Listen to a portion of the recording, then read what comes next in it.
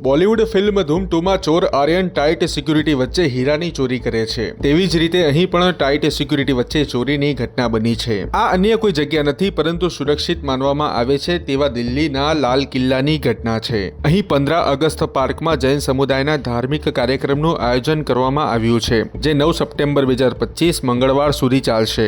આ કાર્યક્રમમાં કરવામાં આવતા ધાર્મિક અનુષ્ઠાન માટે ઉદ્યોગપતિ સુધીર જૈન એક સોનાનું કળશ લઈને આવ્યા હતા, પરંતુ 3 સપ્ટેમ્બર 2025 બુધવારના રોજ ભારે ભીડ વચ્ચે સમારોહમાંથી સોનાના કળશની ચોરી થઈ ગઈ। તમને જણાવી દઈએ કે સોનાના એક કળશ પર 760 ગ્રામ સોનાનું નારિયેળ પણ લગાવેલું હતું। બીજા કળશમાં 150 ગ્રામ જેટલા હીરા, પન્ના અને માણેક લગાવવામાં આવ્યા હતા।